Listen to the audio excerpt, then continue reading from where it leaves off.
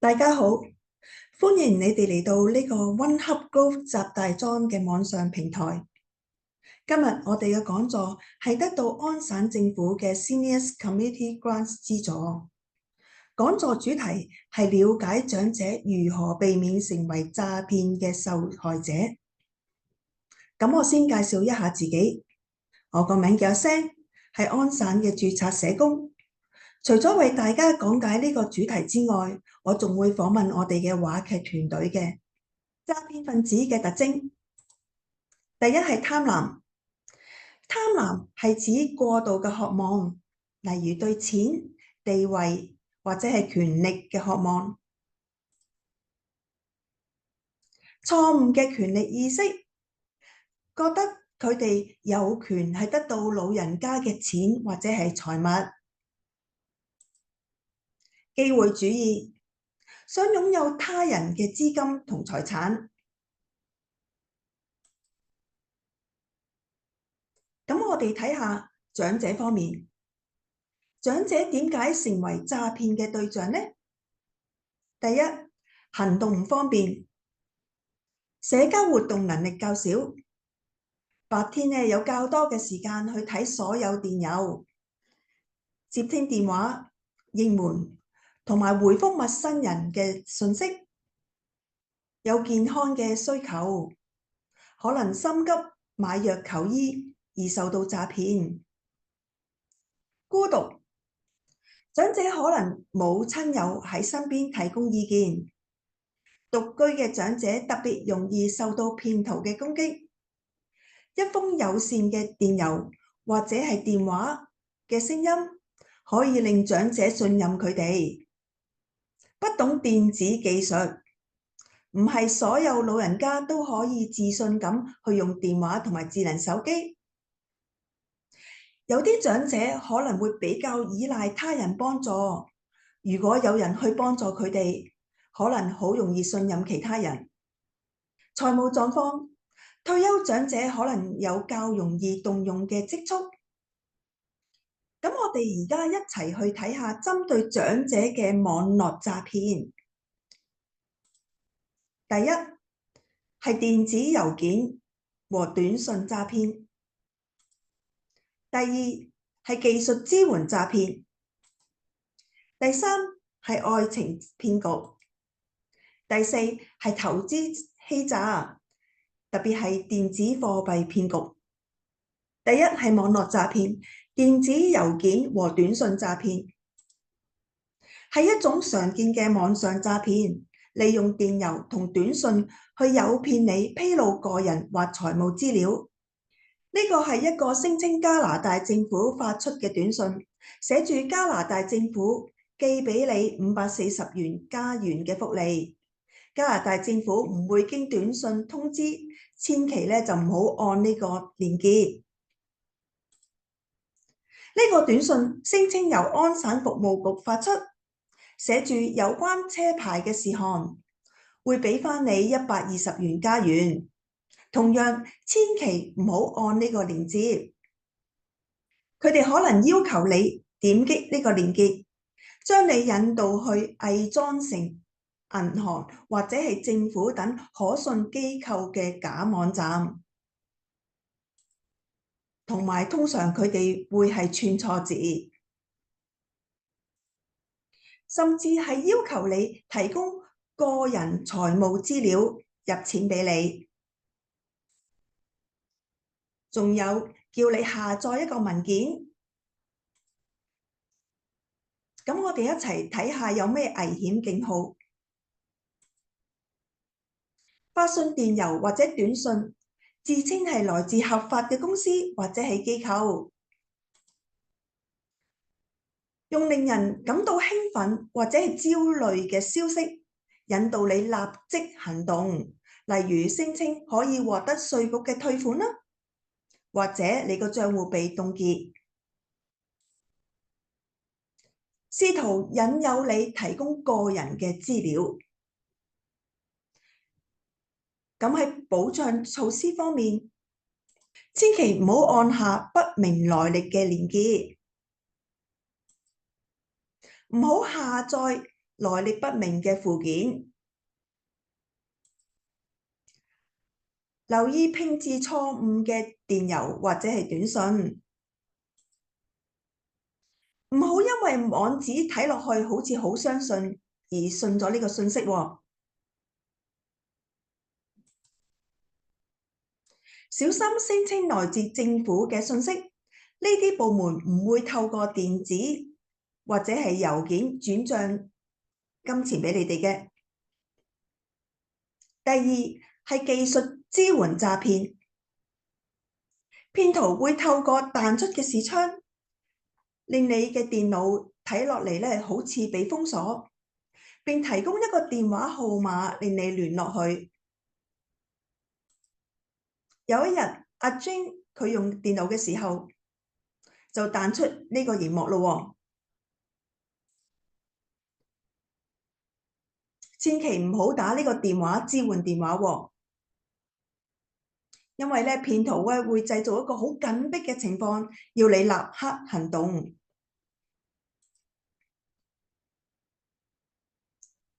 危險警號，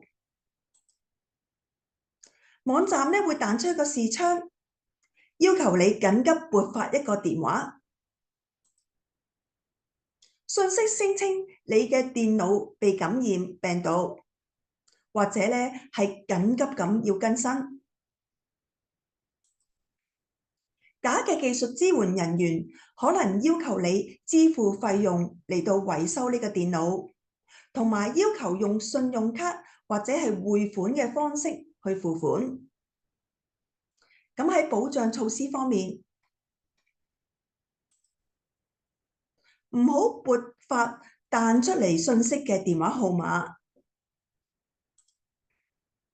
唔好俾任何人控制你嘅電腦。只從官方嘅網站下載軟件。第三，我哋講下愛情騙局。喺交友網站上，詐騙者咧假裝想揾愛情嘅人，但其實佢哋只想咧係揾機會去呃你嘅錢。咁睇下 Ada 同呢個詐騙分子點樣溝通咯。Ada 就講：好唔抱歉啊，你心情唔好，我點樣可以幫你啊？咁詐騙分子就話：我唔想問你呢個問題㗎，但係你呢個月可唔可以俾啲錢我啊？我失咗業啊，冇錢交帳單，除咗你冇人可以幫我。Ada 佢又講咯，我想幫忙，但係我哋啱啱識㗎啫，而且我積蓄唔係好多。咁個詐騙分子咧就話：我哋雖然啱啱識，但係我已經好中意你啦。我想象唔到，如果我冇錢交電話費，咁咪唔可以同你講電話咯。咁 Ada 就好容易信咗呢個騙徒啦。危險警號方面，佢哋係透過以下嘅網站認識長者嘅，例如 Instagram、WhatsApp、Facebook、交友網站同埋假嘅交友網站喎。同埋係俾喪偶人士嘅交友網站，要記住要小心。聲稱好快愛上你哋嘅新伴侶呢，唔好咁容易相信喎。佢哋仲係會聲稱有事發生，或者係有投資或者商業嘅機會，有疾病留院，房屋嘅按金啦要俾，同埋出現資金嘅問題。咁喺保障措施方面呢，上網嘅時候我哋要保持警惕，特別係建立個人嘅資料嘅時候，小心發布你嘅個人資料，例如年紀啦、地址同埋出生日期。仲有小心你嘅照片，因為照片嘅後邊嘅背景啦，同埋嘅車同埋嘅地址，同埋你有所有嘅動物咧，都會喺個背景度發生嘅，咁令佢哋多啲話題同你溝通。仲有其他嘅發佈消息，例如家人離世、慶祝活動同埋個人嘅故事，都要小心記載。仲有小心假冒嘅交友網站，記住切勿喺約會網站上邊匯款，同埋提供個人嘅財務資料。第四係投資詐騙。投資詐騙發生喺某個人啦，提供虛假嘅資料，說服你投資。根據加拿大反詐騙中心喺2022年，超過一半嘅投資詐騙損失係來自電子貨幣投資。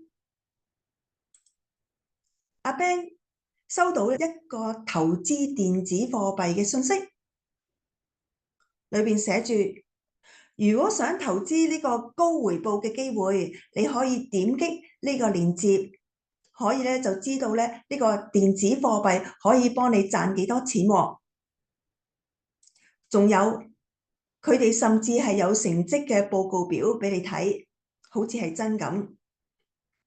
危險信號，投資詐騙嘅4大特色：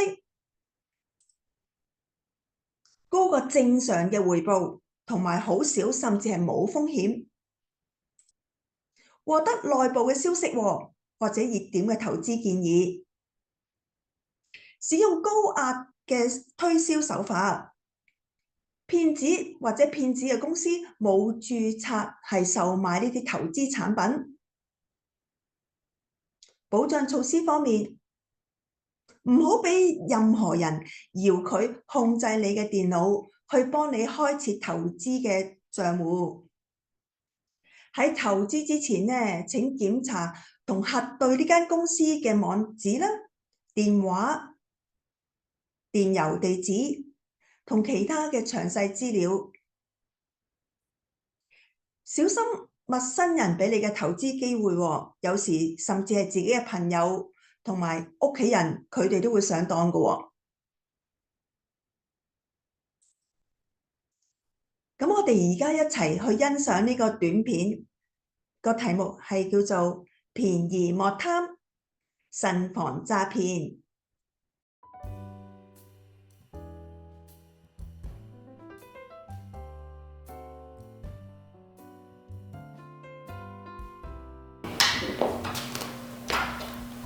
大家睇下我條珍珠頸鏈係咪好靚啫？遠睇又幾靚喎！不過唔知會唔會係珠耳繩嚟嘅啫？哎呀，我買咗成500蚊㗎，你話係假嘢？咁貴？大嫂，點？你啲鏈咧，嗰啲珠咧好似有啲甩色喎，唔似真嘅。你喺邊度買㗎？係啊，頭先我去完跳排舞咧，咁我去飲咖啡啦，有個女人走埋嚟同我飲咖啡，我以為係同學喎。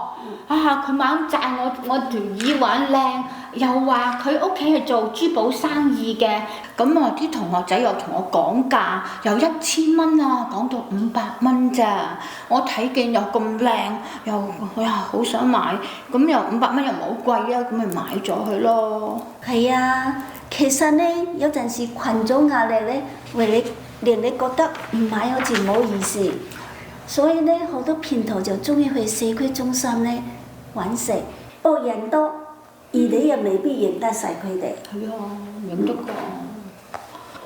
嗱，冇計啦，你唔買都買咗啦，咪就當係買個教訓咯。以後啊，你如果想買真嘅珠寶首飾咧，就要去啲有信譽嘅珠寶店，千祈唔好貪平㗎啦。喂，邊位啊？我係趙家明啊。咁樣啊？好啊。咁麻煩你等一等啦嚇。玫瑰。做咩？麻煩你幫我喺我銀包度攞我張信用卡俾我。做咩要攞信用卡啊？信用卡中心啊，打電話嚟啊，佢話我張信用卡有問題。要我攞我啲資料嚟核實喎。等我同佢講。好啊，你同佢講啦。喂，你邊度打嚟㗎？有咩問題呢？哦，張卡俾人盜用，要問我攞資料核實。哦，我知啦。我聽日會自己去銀行處理，我諗唔好麻煩你啦。大哥，而家呢好多電話詐騙，佢哋呢會扮成政府人員啦、稅局啦、銀行職員啦，問人哋攞資料，所以千祈唔能夠將個人資料，例如出生年日啦、電話卡、銀行卡、號碼、郵寄密碼，千祈唔能夠講俾陌生人知啊！政府、稅局，佢哋唔會打電話嚟問攞個人資料㗎。好彩你喺屋企咋，哎呀！仲有啊，新聞內咪都有講，有啲騙徒呢就會變成屋企人，例如孫啊、丈夫啊，話佢哋發生咗意外，就問人哋攞錢去贖身咯。如果收到呢電話點算啊？你唔聽點算啊？如果收到呢啲電話呢，你就最緊要冷靜，即刻收線，跟住呢就打電話問仔女確認。如果見到啲電話係陌生嘅號碼呢，就最好唔好接啊！如果唔接呢啲電話，萬一係醫院或者診所打嚟，唔接咁點算啊？如果係醫院診所打嚟呢，佢哋嗰個來電呢都要顯示嘛。如果冇呢，佢哋都要錄音。咁你哋唔會走雞嘅。我年年都有報稅嘅，有咩資料佢哋冇啫？咁佢當我傻嘅咩？如果佢哋真係有退稅，佢咪寄張支票俾我咯。核咩實啫？當我傻嘅咩？係啊，仲有啊，耐唔耐有大使館留言俾我，叫我聯絡佢哋。其實我同佢哋都冇關係。睬佢多傻。總之，多啲留意新聞，就知道社區發生緊咩事，咁就冇容易咁俾人呃咯。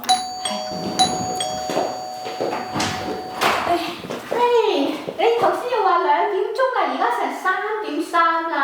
你嚟請我哋飲下午茶。下次先啦。你嗰個相嘅咩？我正話我啱啱想出門口嗰陣時啊，然後跟住有人嚟拍門喎，就喺度話係天然氣公司，又話我哋張帳單有問題，咁啊叫我攞張帳單出嚟俾佢睇，然後仲要我簽名喎。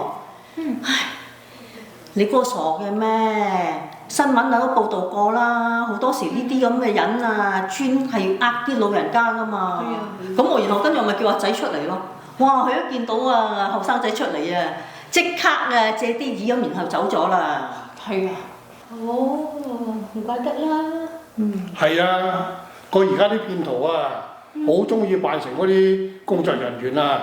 佢見到屋企咧，淨係得啲老人家屋企咧，就話咧嗰啲乜嘢有問題啊，都可以譬如水喉啊、煤氣啊，話可以仲可以話幫我哋裝修個屋頂添啊。咁咧就唔知道，就叫佢哋簽紙添。咁有啲老人家唔知頭唔知路咯。咁咪簽咗紙，俾佢呃咗咯。而家係咪世界唔好？啲人好多旁門左道嚟揾食嘅。我都試過啊，喺花園度剪草啊。有人話同我裝修啊，做乜啊？咁我就詐諦唔識聽英文啦，大聲講 no no no。咁我睇下隔離鄰舍咧有冇人出嚟啦。如果冇我嗱臨就走翻屋企咯。係啊，有陣時咧，有啲好鄰居咧，真係可以守望相助啊。係。我記得我點解咁遲啦？正話咧，我去咗銀行嗰度。去銀行？今朝早咧，咁我開個電郵喎。咁我然後跟住我個銀行咧就發咗個電郵俾我，然後又話我嗰啲銀行有啲唔尋常嘅交收。咁我於是要凍結我戶口喎，然後跟住就叫我點擊下邊一個連結。咁我諗下，哇咁大件事要凍結我戶口，冇乜理由咁樣點下咁就算噶嘛。咁我跟住我咪走去問阿仔咯，佢就話係假嘢，叫唔好理佢。咁你知啦，我唔放心噶嘛。咁我然後正話嚟之前，我咪去咗銀行嗰度，咁我將個電話個 email 俾個銀行職員睇咯。咁佢就話係假嘅，叫我唔好理佢。哇，然後幾好啊！嗰個職員仲教我啊，佢話睇嗰啲 email 嗰陣時，你就算係銀行，然後跟住嗰個寄信，即係嗰個 sender 咧，佢如果係啲名啊或者古靈精怪嘅嘢，咁樣就係假㗎。哇，真係學到嘢啊！係啊，好彩你醒咋，係。我聽電話先，你哋傾住先。你哋傾住先。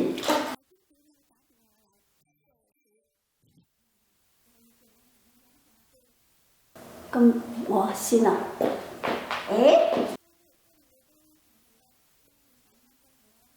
哦，好啊，我睇下佢呻乜嘢先。係啊。咁我等陣間翻嚟。唔記得叫埋阿美華翻嚟食晚飯喎。 OK。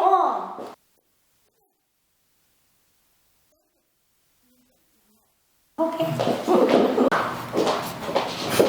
喂，美華。美華，做咩咁開心啊？平時呢個時候，你應該喺健身中心做緊瑜伽㗎。唉，又唔好講啊你，我講起就嬲啦。我去開嗰間健身中心啊，上個月個教練咧走嚟游說我喎。叫我幫佢買啲健身課程，仲話會俾好好嘅優惠俾我。好啊。咁諗下都好啊，雖然個年期長咗啲，咁但係如果我買咗之後咧，就算係冬天咧，我都會逼自己去做多啲健身運動。係啊。諗落係啊，諗落都有着數啊嘛，係咪？唉，前兩日去咧都冇事冇幹㗎，一切如常。我今朝早去到啊，就關門大吉，人去樓空啊！咁你點啊？我仲可以點啊？咪有翻屋企咯。唉，已經一肚氣㗎啦。翻到屋企，仲俾老公同個仔啊，知道咗之後咧，佢哋話我貪便宜，抵死喎。你估我想嘅咩？幾多錢我都肉赤㗎嘛。係啊。唔知啲錢可唔可以攞翻添啊？我估咧都好難追得翻啲錢㗎啦。而家啲經濟咁差，啲小商業啊都好難去經營嘅。嗱，我有個朋友咧，佢有類似你咁嘅經驗喎。咁但係佢就唔係去 gym，佢咧就去開佢嗰間美容院嗰度。咁平時做開美容，即係喺嗰度做開 facial 㗎嘛。咁先一排啊，美容院啊就喺度話唔知幾多週年酬賓大減價，咁然後咧就有好大嘅折扣喎。如果買佢嗰啲咁樣嘅套票，咁你知啦，佢做緊 facial 嗰陣時，哇！啲美容師啊就猛喺度啊落嘴頭㗎啦。咁佢啊買咗3000蚊啊，跟住啊佢再想去做 facial 咧，打親電話去 book。都話冇位，一次都冇做過啊，已經執咗粒添啦。咪好似我間健身中心咁咯。係啦。即係其實諗落咧，真係唔好貪便宜啊！情願揾間有信譽嘅公司嚇。雖然有啲年會費啊、年費啊可能會貴啲，但係唔會有人喺度。哎呀，猛咁游說你買乜啊嘛！係啊，我都覺得係咁，就好似去美容院嗰啲咁啫嘛。我啊寧願逐次計錢，咁你中意去做又得，你中意試下第二間又得，唔使俾嗰啲咁樣嘅咩套票啊綁死啊嘛。係，我非常贊成啊！即係好在今日咧，有哋兩個出嚟陪我傾下，聽下我呻啫。我翻屋企同老公個仔講啊，又俾機會佢哋窒我啦。嘿，佢哋係食住你啫，驚你俾人呃就真。唉，講開又講啊，頭先呢，我哋由停車場行嚟，想同你飲咖啡嗰陣時，喺停車場嗰度有個女人突然間走出嚟，截住我哋喎，話佢唔見咗銀包，跟住咧又話佢趕住去醫院見佢肝癌嘅爸爸，仲問我攞50蚊喎。咁你冇俾佢啊？我梗係冇啦。其實咧，我認得佢㗎，佢耐唔耐咧就喺停車場嗰度搏同情，攬住玩啲水魚。今日我唔好彩就俾佢截住咯。咁你後尾點甩身啊？我咪同佢講，不如我同你去商場保安處報失。佢就好緊張咁樣，走咗咯。唉呀，喂，其實咧，而家啊生活艱難啊，我諗啊嗰啲騙子咧都大小通吃啊。係啊。譬如阿嫂啊，叫你啊，今晚啊翻去同佢一齊食飯。邊度得啫？我要翻去煮飯俾老公同阿仔啊！唔好煮啦，今日有食。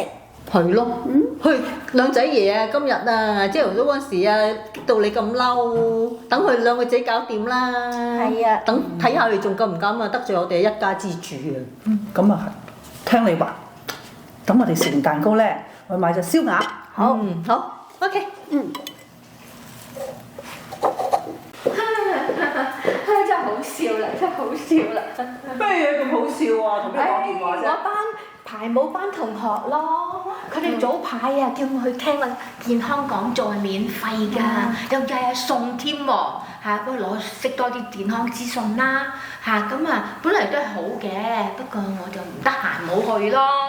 咁你啲老友記有冇得着啊？哎呀，好彩冇去咋！佢哋送啲嘢啊，多嗰啲咁嘅壓力波喎，幫你度下高啦，磅下重啦，量下 B， 即係計下 BMI 啊、血壓咁。哎呀，上咗年紀嘅人係咪都要有少少超標㗎啦？嗰班職員喎，一輪嘴咁要佢哋碎去買嗰啲健康產品喎，哇，好貴㗎嘛！我班老友啊，哇，千辛萬苦先至甩得身咋，唉，俾佢燉水魚㗎啦。其實咧健康產品呢啲嘢咧，一定要多諮詢醫生嘅意見，千祈唔好亂食啊！唔見錢事少，但係食壞身體咧就大件事咯。嗱，其實啦，阿媽都有教落啦，便宜莫貪係啱嘅。不過講開又講啦，同我一齊咧打太極嘅老王啊，前一排咧喺 WhatsApp 收到個電話，有人揾佢，咁佢就做好心啦，通知翻對方話打錯電話，點知咧同對方傾下，又覺得幾啱傾喎，你都知啦，大家老王個太太早幾年已經走咗啦，佢啲仔女咧又住得好遠，好少翻嚟陪佢嘅，可能係寂寞啦。不過而家有人肯同佢傾偈咯，佢咪覺得好開心咯。飛來艷福啊！過咗一排啊，對方就話啦喎，不如你買個 iPad 俾我啦，咁我哋就可以視像通話啦。咁啦，老王咁咧，佢咪即刻買個過錢俾佢咯。點知過咗錢之後咧，佢咧就再都揾唔翻個女人咯。哎呀，好彩1000幾百啫，阿王都唔自在啦。嗱，咁又唔係咁講嘅，雖然錢財係身外物啫，阿老王都俾得起，但係欺騙咗個感情就唔係幾好啦。而家我見到佢嘅情緒係好低落㗎。都冇計啦，你哋班老友記咪多啲陪下佢，等佢開心啲咯。喂，其實咧老王都算好彩㗎啦。新聞咧時不時都報道嗰啲網上情緣嘅欺詐案。喂，有人連間屋都賣埋，俾人呃咗好多錢啊！其實咧做仔嚟嘅咧，要多啲關心老人家，但係咧做中老年人咧就要擴大自己個生活圈子，一定咧要識多啲朋友，咁樣又起事上嚟咧就多人支援啦。係啦，好似你咁樣啊，個禮拜翻嚟阿哥阿嫂嗰度啊，又有得食又有支援啦。咩嘢啊？阿表妹買咗一隻燒啊，我都買到2磅叉燒嗬。係㗎。咁樣都唔記得，唉，其實咧，我要多謝你哋又真。如果你哋唔翻嚟食飯，我唔單止冇湯飲啊，我仲要食埋啲隔夜餸添嘛。哎呀，你有住家飯食，仲要投訴，身在福中唔知福啊！係啦，係啊，我都知道我做咗福好多年啦。真係冇眼睇你哋㗎，成日喺度耍花槍。啊，講開又講啦，我前幾日咧，我走去超市嗰度買餸喎，咁我見到有個咧着得斯斯文文嘅後生女，咁佢手係揸住啲錢，咁然後佢同我講喎，佢啱啱咧就搭的士嚟，咁然後的士司機咧又話唔收現金，咁就叫佢碌卡。咁但係佢又冇帶卡喎，咁於是佢就問我可唔可以幫佢碌咗張卡，然後跟住咧佢就俾翻啲現金我喎。咁你有冇幫佢啊？係梗係冇啦，我先一排啊，咪喺社區中心嗰度咪有個警官咧，咪講佢辦咗個防詐騙嘅講座嘅。咁我記得咧，佢講過咁上下嘅案例嘅，咁我咪知道呢啲啊係呃人咯。咁於是啊，我咪同佢講話對唔住啊，幫唔到你啊，咁我走咗啦。表姐真係醒目，其實咧佢哋想攞你張信用卡嗰啲資料咧去複製一張咋。唉，知而家係咪世界艱難啫？啲人用埋啲旁門左道方法嚟揾食嘅，哎呀！係啦，邊度有咁大隻蛤乸隨街跳㗎？嗱，之前啊，我有個老友啊，老李啊，咁佢諗住就嚟退休啦，咁喺廣告咧睇到話有啲投資講座，仲有免費午餐喎，佢咪去報名參加咯。耐唔耐都有呢啲講座，會唔會係呃人㗎？咧咁你就唔可以講話全部呃人嘅。嗱，不過咧佢講咗個內容啊，主要咧都係講嗰啲投資嘅回報率有幾高，佢咧就唔會話嗰啲投資咧有幾風險有幾大啊。咁佢哋都唔會話嗰個投資有幾大嘅風險嘅。咁咧而且嗰啲咁嘅 sales 咧仲話可以幫佢哋將啲 RRSP 啊同埋嗰啲定期存款啊，一次過就轉去嗰啲有10幾20% 高嘅投資回報嘅投資組合，咁而且咧仲可以即刻就幫佢轉名嘅嘛。哇，效率咁高，咁阿老李有冇做啊？嗱，老李啊，都喺個社會做咗咁多年嘢啦，邊度會咁容易就應承㗎？咁佢咪話要翻屋企考慮下先，借啲嘢，佢咪走咗咯。係，老李真係精明啊！辛辛苦苦揾翻嚟嘅錢呢，一定要做多啲資料搜集，問多啲專業嘅意見，才好做決定。千祈唔懶得㗎。投資嘅嘢咧，真係要考慮清楚啊！就算回報率高，但風險太大嘅話，都要先衡量一下自己有冇承受嘅能力。唉，如果我班老友記咁精明啊，我就唔使俾人呃啦，買條爛鬼主意食。係啊。你唔使嬲，揾日啊，我帶去啲珠寶店嗰度買條真嘅珍珠頸鏈俾你。好啊，我哋聽住先啦，你咁鬼孤寒啊，兌現之算啦。係啊，嘿，就算阿哥第日買，但係阿嫂今日聽見都好開心啦。唉，心都甜晒。大家咧一定要記住啊！便宜莫貪，新放詐騙。啱啦。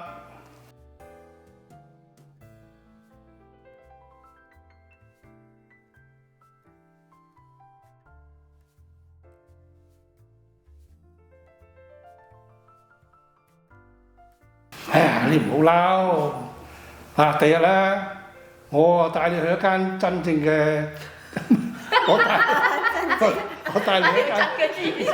以前全部都係假㗎，全部都假㗎，只有一次會真㗎，我都冇話講㗎。係你呢條係真。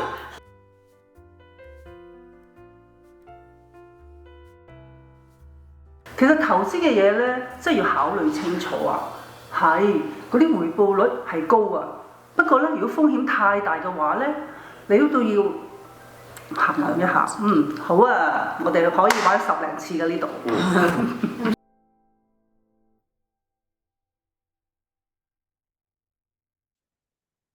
多謝我哋好有心嘅演員演呢套劇，係好有意思，令我哋咧提高我哋嘅警覺。咁而家咧，我哋講講其他針對長者嘅常見騙局。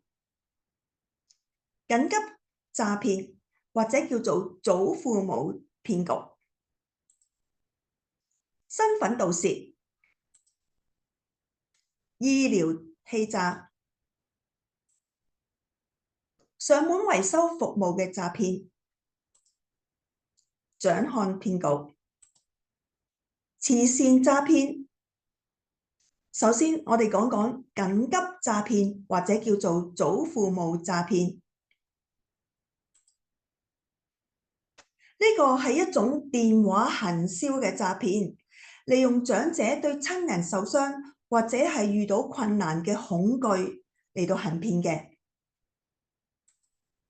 睇下呢個例子 ，Thomas 有一日收到個電話，佢話：我係警察，你個孫遇到車禍，佢需要錢嚟到賠償。Janet 收到個電話，嫲嫲係我啊，我而家有麻煩啊，我要錢啊。咁咧令到咧長者咧係好緊急咁俾錢佢哋。危險警號，詐騙者咧係假冒孫子或者係親人嘅身份，懇求咧係唔好話俾人聽佢哋而家係處於困境喎，仲好需要錢。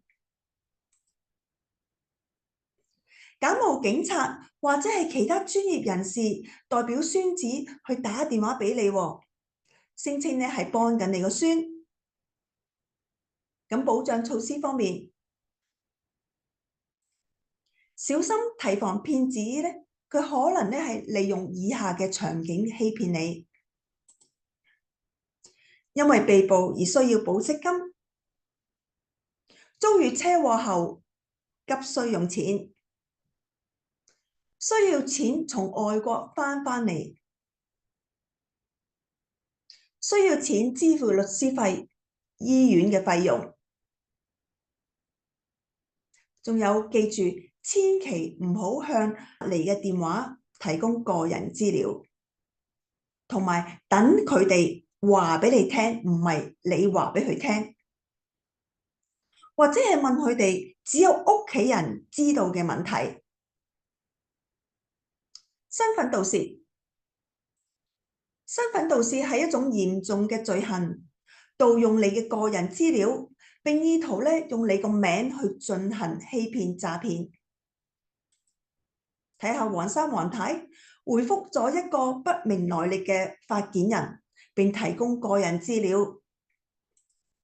阿 John 佢喺一個唔安全嘅公共 WiFi 場所進行網上購物。Jessica 收到信用卡公司發嚟嘅通訊，係話俾佢聽有未確認嘅費用支出。危險信號，利用盜竊嚟嘅個人資料咧，用嚟做咩咧？從你嘅銀行戶口盜取資金，開設新嘅銀行賬戶，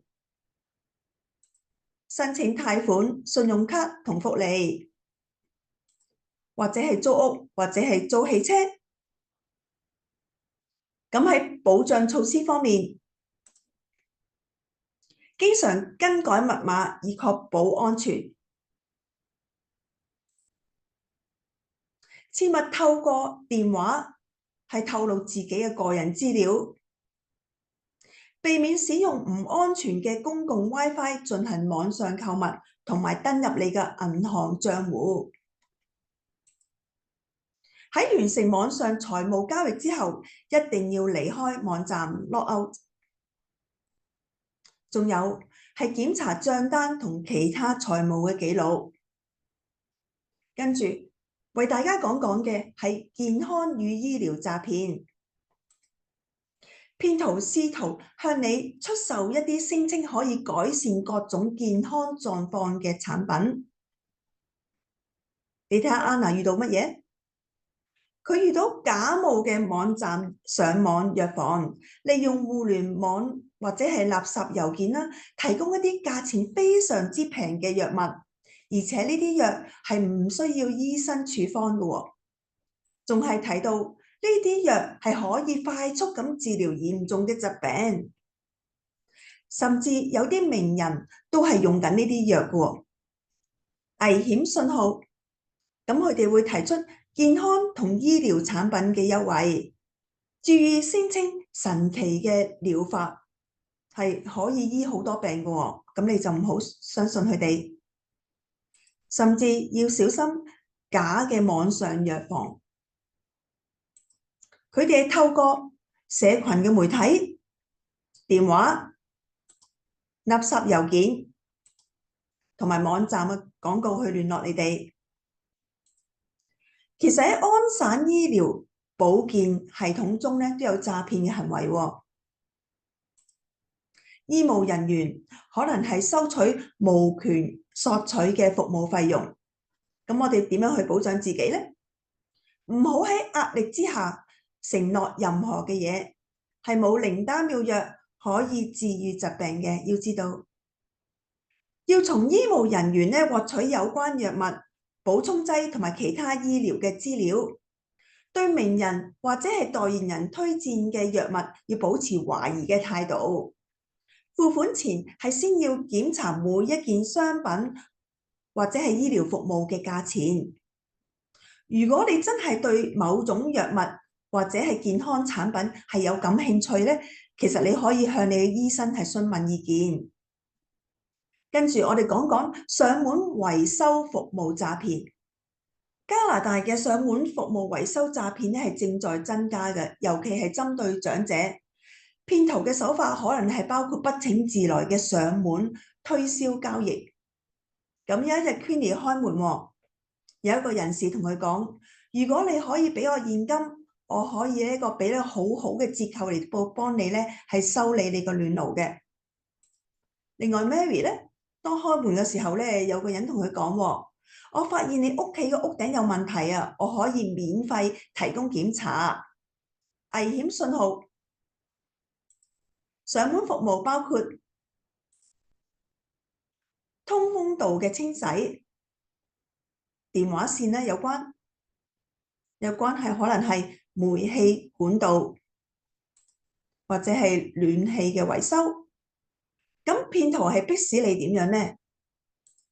係迫使你接受免費嘅房屋檢查，即刻做出決定，現金支付，當場簽訂合約，或者係預早付款。騙徒其實點樣聯絡你哋嘅呢？係經過社群媒體、電話、詐騙網絡廣告。咁佢點樣去聯絡你哋？首先係上門敲門，或者係社群嘅媒體，經過電話，或者係詐騙網絡嘅廣告。咁我哋一齊睇下保障措施方面，檢查承包商嘅背景，比較報價，小心網絡詐騙廣告，堅持書面合約同埋書面估價，避免預付資金。要明白，信譽良好嘅承包商往往唔會進行上門推銷或者係現金交易嘅喎。同埋大家要保留所有合約、估價同埋溝通嘅記錄。獎項騙局，詐騙者會聯絡你，聲稱你已經中獎或有機會贏得獎品同埋彩票，話你知中咗彩票需要手續費同埋提供個人資料，提供個人資料獲得免費入會嘅資格。Jenna 收到個電話，話佢中咗獎，要手續費。咁 Jenna 仲問喎，領取獎品需要幾多手續費？危險信號，騙徒透過以下方式去聯絡你哋：透過電話、網站彈出嚟嘅視窗、電子郵件、或者係普通嘅郵件，甚至係社交嘅媒體，話你哋咧係贏咗，例如假期、彩票、抽獎，甚至係一件昂貴嘅物品。保障措施方面，你哋要知道，唔使俾手續費嚟到領取獎品，唔好提供你嘅個人銀行資料。要知道，冇合法嘅彩票會係要求你哋支付費用嚟到領取獎品嘅喎。你哋係唔會贏得任何你曾經冇參加嘅抽獎項目同彩票㗎。慈善詐騙，騙徒試圖說服你捐款俾一個假嘅慈善機構，或者係向一個真嘅慈善機構捐募，但係咧佢會保留晒、吞滅晒你啲錢嘅喎，唔會真係捐錢㗎。假嘅慈善機構咧，通常係要求咧捐款同埋咧係提供個人資料。危險信號，利用長者嘅慷慨同埋善良心，有虛假嘅慈善機構嚟到募捐，甚至係假裝真嘅慈善機構攞咗你啲錢之後就唔會俾翻你，同埋都唔會捐到去嗰個慈善機構。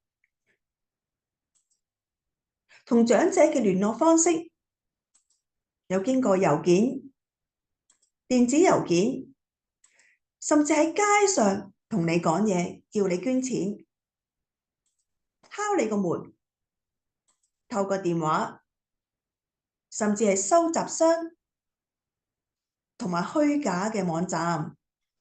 咁喺保障措施方面，切勿透過電話泄露你嘅個人資料、信用卡或者係網上賬戶號碼，直接聯絡援助組織進行捐贈，甚至係查閱喺加拿大註冊嘅慈善機構嘅網上資料。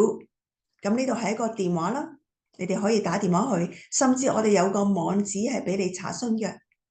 咁其實我哋可唔可以自己幫到自己呢？係可以嘅，千祈唔好感到羞恥、內疚或者覺得自己好蠢喎。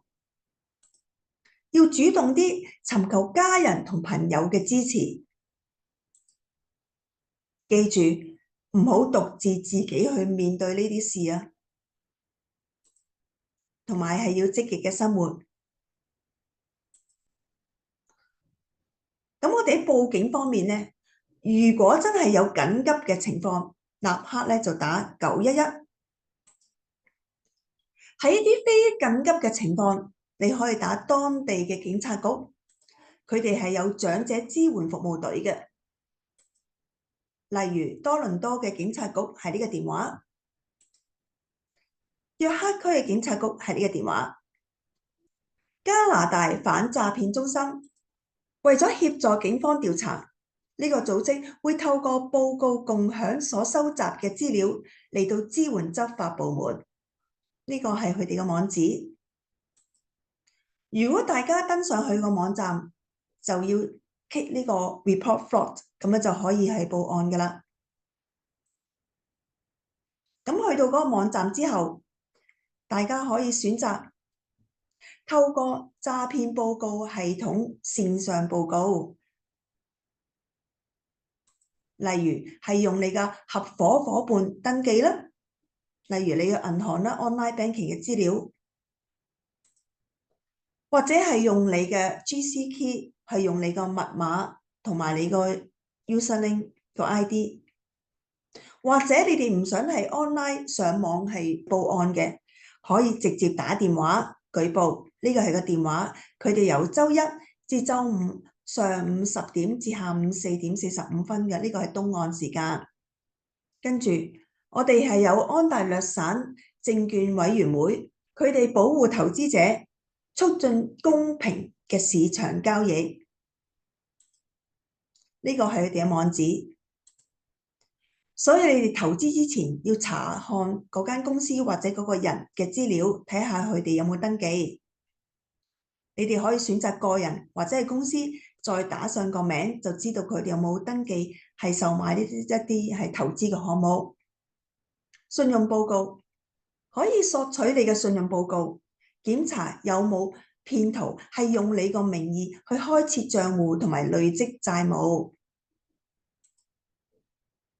喺你嘅信用報告上邊，你可以設定警號啦，以防將來係受騙，係俾人用你個名係進行詐騙嘅。有2個機構大家可以選擇，第一係 Equifax， 咁你可以去呢個網址撳上呢個掣，咁就可以去申請。另外 TransUnion 係呢個網址，同埋你上網你就見到呢個畫面，撳上呢個掣就可以去申請你個信用報告。公共監護人或受託人係為被認定心智能力不足嘅成年人啦，或者係長者做出一啲財務嘅決定喎，因為佢哋自己唔可以決定。如果當佢哋俾人詐騙嘅時候，如果佢哋無能為力作出決定呢，呢個組織可以幫佢哋。呢個係個網址，去到呢個網址之後，大家可以按呢個掣，就可以揾屬於你地區嘅電話同埋地址。最後睇下我哋嘅稅務局，呢個係稅務局嘅電話，可以打電話去查詢有關稅務嘅問題。要記住，稅務局佢係唔會透過電子轉賬或者係短信去發送呢個退款嘅，唔會要求或者施壓立即付款，唔會使用攻擊性或者係威脅性嘅語言同你溝通，唔會電話留言或者喺電郵詢問個人或者係財務嘅資料，唔會喺公共場所安排面對面嘅會議嚟到收取款項，唔會要求通話費用，唔會威脅你要驅逐或者係逮捕你，或者係將你係關入監獄。咁呢啲係我揾嘅資料。咁而家我哋嘅團隊喺度啦，咁我就訪問我哋嘅話劇團隊。咁或者我好多謝你哋做呢個話劇係好精彩，咁我哋咧就學咗好多嘢，因為你裏邊好多場景啊，係咪啊？咁呢個 topic 咧係唔容易嘅，都係幾難去表達嘅，咁所以好多謝你呢幾位啦。咁我首先不如唔好嘥大家時間啦，訪問先啦，好唔好啊？咁我知道咧，阿 Alvin 同埋 Risa 你係個導演又編劇啦，咁問你哋先啦，跟住我先問阿 Serena， 好唔好？咁我想問你一個問題啦，咁你認為發生喺長者身上嘅詐騙同一般嘅詐騙有咩分別咧 ？Alvin 答先啦，不如。咁啊，其實咧，我哋認為咧，長者嘅詐騙咧，同一般嘅詐騙咧，個分別都唔會係好大嘅啫。因為通常咧，嗰啲騙徒啊，佢哋都係用個電話啦，或者喺上網啦，或者利用嗰啲短信啦，咁就去揾嗰啲咁嘅目標人物，咁同埋佢哋咧。嗰啲咁嘅電話號碼咧，通常都係自己隨機咁打嘅啫，都唔會話有啲特別嘅意識去打嘅。咁除非有啲咧，佢話比較收入多啲資料嘅咧，咁佢就可能會特別處理啲事嘅。所以我個人認為咧，就係長者嘅被騙嘅詐騙案咧，同一般嘅詐騙案咧，個分別都唔係好大嘅，最緊要係小心啲嘅啫。好多謝你答案。咁我就想問阿 Jackie 啊，你想而家播翻 Marissa 嗰個片段啦，唔好嘥咗佢啊？定係 Marissa 想？我寧願而家我答你。好，而家現場答啦，好。我自己就覺得長者詐騙係有少少分別嘅，因為即係好多時啲老人家咧，佢哋退咗休之後咁。有少少會同社會脫咗節嘅，因為可能冇咁多即係出來社交啦，冇咁多同人聯繫啦咁樣，所以變咗有多時可能係比較孤獨啲啦，即係唔係個個會話同人哋即係好多即係去出去，即係諗住我都唔係做嘢啦，咁我都唔使知道社會上發生咁多事啦咁樣。咁同埋有陣時，因為而家啲科技即係發展得太快啦。咁你可能電腦啊、電話啊嗰啲長者追唔切，咁變咗有好多時即係好容易係會俾人呃咯。咁另外就老人家有陣時又可能唔想麻煩人啦，咁變咗有啲咩嘢即係發生嘅時間，然後跟住我自己搞掂啦，咁樣就算啦，咁即係唔會話去問下人啊、求助啊，或者即係麻煩啲細路啊咁樣咯，即係我諗係咁咯，所以係有少少分別嘅。因為我知道你哋編呢個劇嗰時，你做咗好多 research 啊，咁所以我覺得問你哋係最好。咁我第二題我開始第二題啦。咁問下 Alvin 先啦，或者呢套劇裏邊咧，你哋演繹咗係唔同嘅詐騙模式嘅，咁邊種你認為係最流行或者值得我哋要注意㗎？嗱，其實咧劇中嘅詐騙嘅手法咧，都係好多種唔同嘅。不過咧，每一日甚至每一分每一秒都會發生喺任何一個人嘅身上。啊，咁咧而家咧目前最流行嗰啲咁嘅詐騙嘅模式咧，其實咧就好似嗰啲電話啊，或者係網上嗰啲情緣啊，或者係嗰啲老人家上門去叫佢做啲乜嘢啊，簽下啲合約嗰啲咁嘅嘢嘅。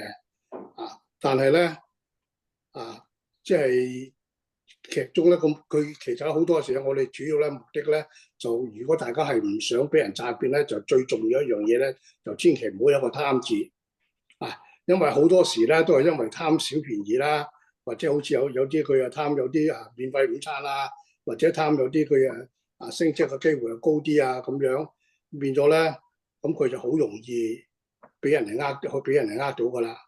所以好似我哋個劇都係咁叫做便宜莫貪，慎防詐騙。咁小心咧就係使得萬年船嘅，所以樣樣都係小心啲好啲咯。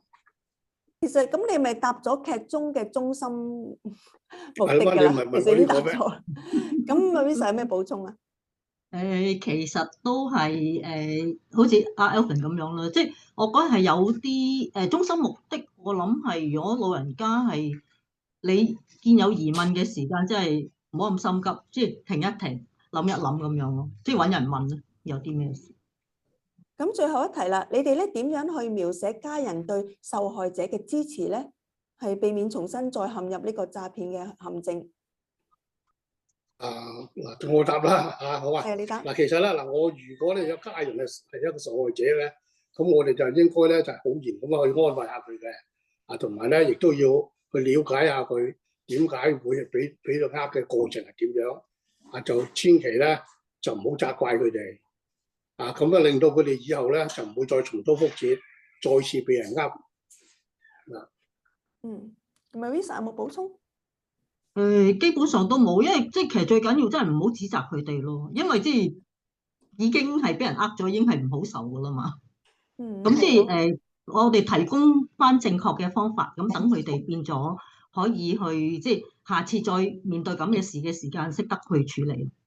都係提咗好多唔同嘅詐騙，咁我哋了解咗咁多唔同詐騙，係咪對我哋預防有幫助咧？你認為？梗係啦，當然啦。劇中我呢個表姐咧，佢咪話我有警察嚟講過咁佢即係聽過，佢喺個腦度有咁嘅概念。當佢即係有差唔多咁嘅事件出現嗰時候，咁你咪諗翻起咯。咁所以我希望咧啲朋友們睇完呢套咧，咁就留咗喺個心裏邊、腦海裏邊。咁第日如果真係有機會咧，咁就會係幫到嘅。即係諗起叮一聲，係我睇嗰啲呢個短片會提到啲嘢，係有幫助，有幫助，真係。你自己有冇俾人詐騙過？可以喺呢度講嘅。冇，不過咧真係收啲 WhatsApp 咧，哇，靚仔相啊！跟住咧，你有啲冇相，但係咧佢對你嘅噓寒問暖咧，真係好貼心噶，真㗎咁所以咧，即係大家聽到即係唔好跌落呢個陷阱。哇！呢個人真係好關心我，朝頭早問我食早餐未啊？夜晚黑你瞓得好唔好啊？真有接到呢啲嘢，我諗大家都好多時都收到啊，係啊。咁就可以講我喺銀行做嘅，咁樣咧就試過啦，即係我諗一兩年前啦，咁有個客嚟做電匯 ，OK， 我真係好快講一講下做電匯啊，咁。就唔係我見佢啊，有個同事見到佢，跟住咧就冇做到，就通知到我哋個總行啦。咁到第二日佢翻嚟咧，就 so happen 我見佢啦。咁我都係問同一樣嘅嘢，佢個電匯唔知4-5萬蚊㗎，OK？啊，咁我哋問佢，你識唔識引講？識，熟唔熟啊？啊，好熟㗎，點識㗎？喺手機上面識嘅，識咗幾耐啊？喺手機度通訊咗7個月，佢已經話好熟㗎啦。咁啊，我哋總行同佢傾過，我同佢傾過，經理同佢傾過，叫佢唔好電匯。但係咧，呢位女士咧，我啲錢嚟，我先點做得？咁結果我哋係話，但係我哋唔會同你做咯，所以我哋銀行係冇幫佢做嘅。咁佢話你幫我做，我咪去大家銀行做咯。咁所以有陣時我真係唔知，即係佢已經係去到嗰度個情況咧，即係旁人同佢講咧，佢都唔聽。咁係啦，咁所以係有嘅。呢啲情況下。係啦。咁第二題想問你咧，你曾經被騙啦，你買咗健身中心嘅套餐係咪啊？減價套餐啦。咁其實你從呢個唔好彩嘅經驗當中學到啲乜嘢啊？便宜莫貪。咁啊，呢個肯定啦即係揾啲有信譽嘅公司咯，係啊。咁就我自己以前都做 facial 都做過 package，咁一次過都俾咗好幾百蚊，但係呢啲係即係自己知道係有信譽嘅，唔係呃你嘅，咁就 OK 咯。但係有啲你真係唔係去咗好耐啊，又唔係有朋友介紹啊等等咧，或者去一次第一次咁就反而會安全少少。咁頭先你講咗，你係好認同便宜莫貪嘅説法係咪啊？梗係啦，真係唔好貪平係嘛？真係冇嚇，不過人啊總係有少少咁嘅心嘅。小心啦，小心。好，頭先你講咗你個銀行嘅經歷啦，其實頭先咧我自己都有我個人經歷嘅，我真係試過。其實頭先喺我個 PowerPoint 裏邊咧講咗幾次嘅，係咪突然間你擁用個電腦，突然間 pop up 個 screen？我試過，因為當其時我讀緊大學嗰陣時候咧，我就做緊 research，係大學裏邊嗰個 website 有個 link 係要 click 嗰本書，嗰本書可能好舊，我 click 咗個 link 之後，即刻成個電腦 frozen 咗。喺度 wing，跟住我嗰陣時真係好慌張，因為嗰陣時我個 mindset 我覺得係大學嘅，所以我要信佢。佢有個電話，我真係打咗。唔好以為話突然間成氣，即唔好話我好聰明嘅，我好掂嘅，冇人呃到我嘅，呢個要小心嚇。OK， 嘉明，差啲俾人呃喎，你又係咪啊？咁你準備咧俾信用卡人哋喎，喺屋企，好彩咧。即係有屋企人咧攔住你啫嚇，咁你認為佢當其時去針對嘉明咩弱點咧？啲騙徒其實咧，我諗咧，當時個騙徒咧就係針對阿嘉明咧，啱啱可能喺短期內用過嗰張信用卡去買嘢，或者係找數，咁咧就係啱啱突然之間，所以先至會差啲俾人呃到。咁咧好彩咧，當時咧佢個妹咧就喺屋企，就阿嘉怡咁咧就係幫佢講咗嗰啲，同佢講咗件事，咁咧好在屋企先至冇事。如果唔係咧，就會發生咗，即係俾咗啲資料人哋，佢都唔察覺咧，因為事實上佢可能佢真係用嗰張信用卡做過買過嘢啊，或者係支付過帳單之類嘅嘢。咁唔知就可能真係會信用卡公司會真係問下佢啲資料都唔定嘅。咁如果重新再有呢個場景咧，再打電話俾你，你會唔會個回應有啲唔同啊？我諗咧，如果佢即係醒目少少咧，就嘉明唔係我啊，嘉明醒目啲咧，佢應該咧就先去問一問對方嗰個銀行嗰個職員嗰件佢想攞啲乜嘢資料。點解要攞啲資料？係為乜嘢事啊？攞啲資料咁如果對方淨係話得你俾啲資料我得㗎啦，咁樣嘅時間咧，你就根本就唔需要再理佢啦，可以直接就收線就得㗎啦。因為你咁樣睇落去，即係佢都講唔到你嗰件事，即係你係要問清楚佢想查啲乜嘢，調查啲乜嘢如果係同我買嗰啲物件係冇關啦，或者同我嗰副帳單係唔關事嘅，佢講唔出嘅。咁即係呃我咯，想咁咪即刻肯定係收線就得噶啦。係都好精明嘅説法。咁另外咧，我知你好敢言嘅，你願意分享你嘅個人嘅受騙經歷啦。咁同埋你都會真係會同個匪徒講唔制啊咁樣嘅喎。咁你認為咧，對別人講，對其他人分享你嘅經歷有冇好處啊？幫唔幫到人啊？嗱，其實咧，阿嘉明咧雖然係一個長者啫嚇，但係咧佢亦都知道肯將自己受騙、俾人呃嘅過程分享俾大家。咁咧就分享咗俾大家時間咧，就可以令到其他人咧都知道一下。咁咧知道下佢俾人呃嘅過程嘅情況係點樣。咁咧當其他人知道咗呢個經歷嘅時間咧，如果佢再遇到同樣嘅第二啲人咧，遇到同樣嘅欺騙手法、詐騙手法咧，咁佢哋就唔會上當咯，係嘛？咁同埋咧，亦都有陣時咧，你亦都要考慮下，如果當你接到懷疑係電話騙案嘅時間，你就應該要學識同嗰啲騙徒講 no，即係如果唔係咧，你就會墮入咗騙徒嗰個陷阱㗎啦。佢越套你越多嘢，你講下咧，就冚唪唥嘢都講晒俾佢聽㗎啦。所以你一定要將學識咗去 say no 先。咁你得啦 no， 咁啊收線就得㗎啦。咁啊避免咗好多詐騙咯，俾人呃到咯。絕對認同，好難嘅。有時咧，當其時嗰個場景要 say no 咧，對好多人都係唔容易嘅，要學。係啊，通常都係㗎，好似有陣時咧，好似我講我自己都係啦。我喺屋企有陣時有人走嚟敲門，咁我見到我又唔識佢，佢又唔識我，我唔識佢又唔識我。咁如果我見到佢，我通常咧都唔會開門㗎啦。咁我隔住道門咧，我就耍手擰頭咁咪即係等佢走就算啦。或者我甚至咧就佢撳鐘，我就即係直頭都睇都唔睇佢，咁咪唔理佢㗎啦。即係費事啊，因為有陣時麻煩啊嘛，即係我又唔識佢嘅，咁啊好多時間呢啲嘢咧，我哋都係長者咧，就最緊要小心呢啲嘢咯，避免好多好麻煩咯，不必要嘅。或者我又問下嘉敏啦，嘉敏女士，你好好，你喺個角色咧做個好好嘅人，好好嘅聆聽者嘅。咁你同家人嘅感情好好啦，又經常溝通啊，又分享啊，咁同埋令到家人覺得好舒服嘅。受騙咗之後咧，你講完之後咧，都覺得佢唔感覺到被你批評㗎。咁你覺得如果我俾一個場景你，如果你要幫一位獨居嘅長者，你點樣去幫佢咧？因為你個人咁好。咁係一個好嘅聆聽者，咁拋個波俾你呢個難題，點樣幫一個獨居嘅長者咧？冇人冇物。我諗第一樣嘢其實最緊要係去確認咗佢，即係呢個被騙嘅經歷係唔好嘅。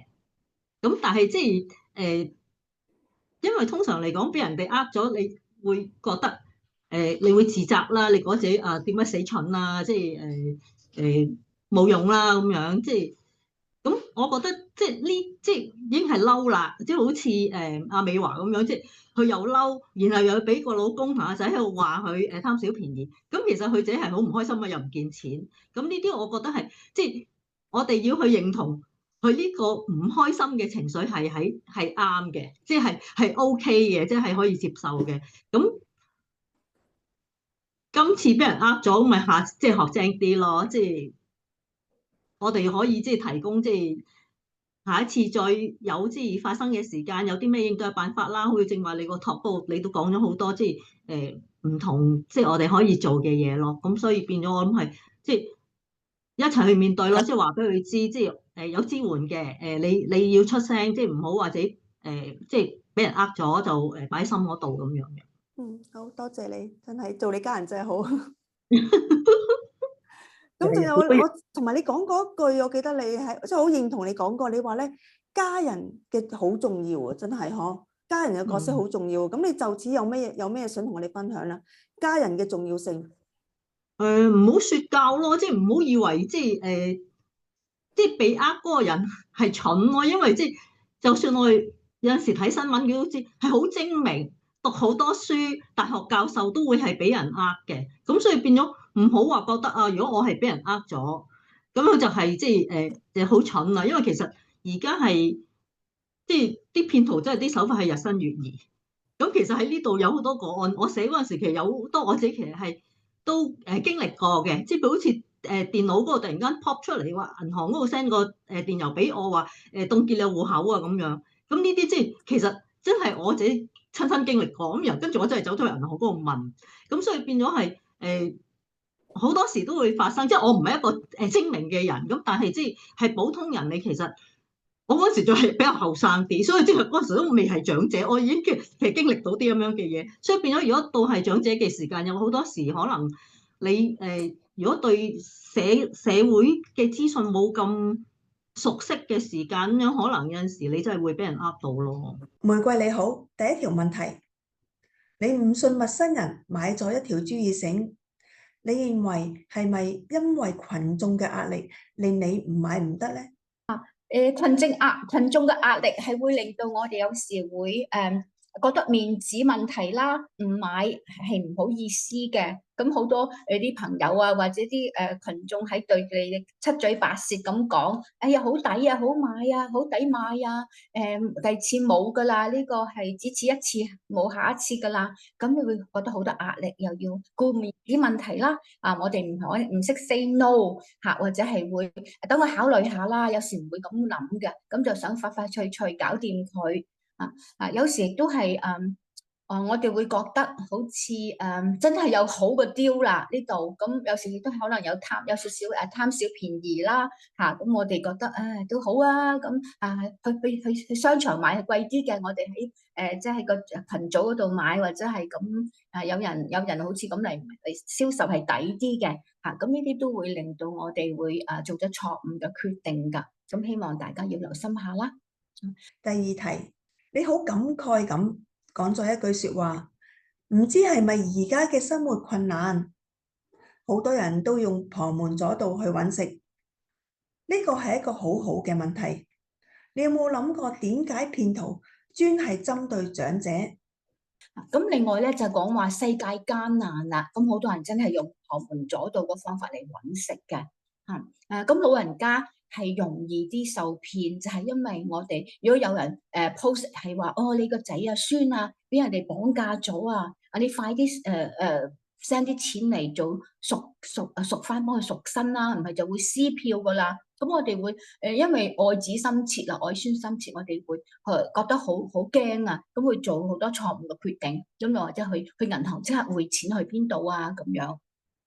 另外而家高科技啦有時可以我哋又唔好識用電腦啦，又唔係好明啲嘢啦，咁人哋講話你去撳邊個 link 啊，或者係去做啲乜嘢啊，咁我哋會好容易信人哋講㗎咁樣就係容易受騙啦。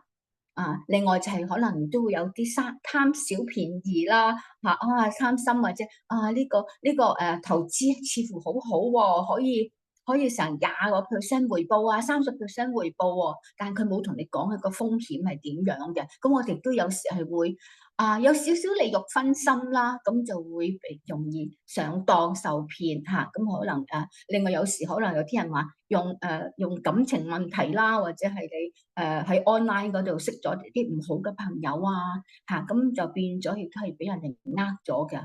咁我哋而家呢個時勢都係要小心為要唔好貪小便宜要一切都要睇清楚，同埋諮詢下專業嘅人嘅意見自己屋企人咁我哋先至保障自己嘅安全，保障自己嘅錢財唔會受到損失㗎。咁我哋呢個都好多幾好嘅 tips，大家可以多啲參考。係嘉怡，我問你一條問題。第一，你扮演嘉明妹妹嘅角色，為人冷靜又精明，你有乜嘢忠告係俾我哋嘅觀眾係避免受騙呢？ Hello， 大家好。我個人覺得呢，而家喺生活上呢，好多時候會遇到嘅問題係呢，譬如話呢，你辦啲事情需要啲銀行卡俾號碼佢哋。但係有啲呢，一開始就問你，你媽媽幾多啊？同埋有陣時你打電話去辦事情嘅時候，佢哋都會問你，媽媽幾多啊？但係如果提到媽媽呢，你就要諗下，我辦緊呢件事呢，一定要搞清楚，或者問下啲專業，或者問下啲仔女親戚呢，咁你明白咗啦，你先至好俾媽媽咁呢，但係你文件上時時都會遇到呢要簽名㗎，但係你一定要問清楚，睇睇清楚你明白意思啦。如果你係唔明白嘅，有陣時咧係有英文嘅，咁我哋咧就問下親戚仔女啊或者專業，咁一定要明白嘅所有嘅意思，你先好簽名啊。咁啊預防被詐，因為一簽咗咧，有啲係就冇得改噶啦。第二題，喺劇裏邊，你哋講述曾經被騙嘅經過，你懂得 say no， 又可以揾到騙徒嘅死穴，例如你仲帶佢哋去商場報案，令佢哋咧不知所措。你可唔可以咧係教我哋點樣好堅定咁去 say no 咧？ Hello， 大家好，我哋咧每個人生活上咧都會遇到有啲問題㗎。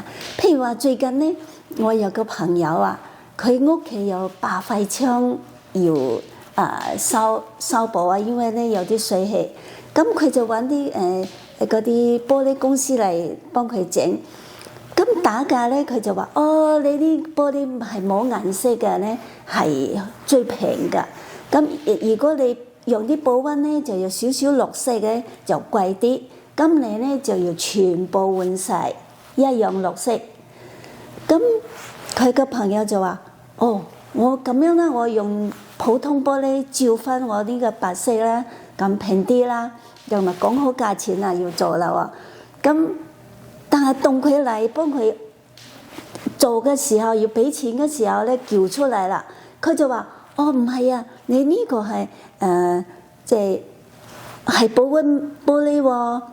但係之前佢講明保溫玻璃同埋透明玻璃係唔同價錢噶嘛，點會叫出嚟之後又變咗綠色嘅貴啲咧？所以咧，你要記得你當時同佢講過乜嘢咧？咁你就即刻話：哦 ，no， 咁樣啦，不如等我再考慮㗎，係咪要全部換過晒先啦？定係照翻原本普通㗎？咁你一定要做個抉擇，因為你知道你記憶講過嘅嘢，你就唔好意思推，咁啊就自己又受騙啦，好冤枉㗎嘛，被防詐騙。好多謝